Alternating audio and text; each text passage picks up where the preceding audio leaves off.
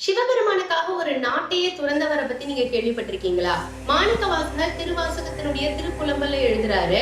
உற்றாரை யான் வேண்டேன் ஊர் வேண்டேன் பேர் வேண்டேன் கற்றாரை யான் வேண்டேன் கற்பனவும் இனியமையும் குற்றாழத் துறையும் கூத்தா உன் குறை கடற்கே கற்றாவின் மனம் போல் கசிந்துருக வேண்டுவனே அப்படின்னு எழுதுறாரு. அதாவது எனக்கு இந்த ஊர் வேணாம், பேர் வேணாம், நாடு வேணாம், கல்வி அறிவு வேண்டாம், கற்றவர்களுடைய பந்தம் வேண்டாம், குற்றாலத்தில் இருக்கக்கூடிய உன்னுடைய திருவடியை சரணமடைந்தாலே என் உலகத்தில் இருக்கும் அனைத்தும் கிடைத்துவிடும். எப்படி ஒரு பசுவின் அன்புக்காக ஒரு கன்று ஏங்குமோ அது போல உன்னுடைய திருவடிக்காக நான் ஏங்குகிறேன்னு எழுதுறாரு. அந்த அளவிற்கு சிவபெருமான் மீது பக்தி கொண்டவர் மாணிக்கவாசகர். அரிமர்த்தன பாண்டிய மன்னன் கிட்ட முக்கிய மந்திரியாக இருந்தவர். அந்த மந்திரி பதவியே வேண்டாம், இந்த நாடே எனக்கு வேண்டாம், இந்த ஊரே வேண்டாம், சிவபெருமான் மட்டும் போதும்னு சிவபெருமானுடைய பாதத்துல தஞ்சம் அடையிறதுக்காக அந்த பதவியே துறந்துட்டு வந்தாரு மாணிக்கவாசகர். இந்த மாதிரி இன்னும் நிறைய புது விஷயங்களை தெரிஞ்சுக்க மறக்காம நம்ம சேனலை சப்ஸ்கிரைப் பண்ணிக்கோங்க.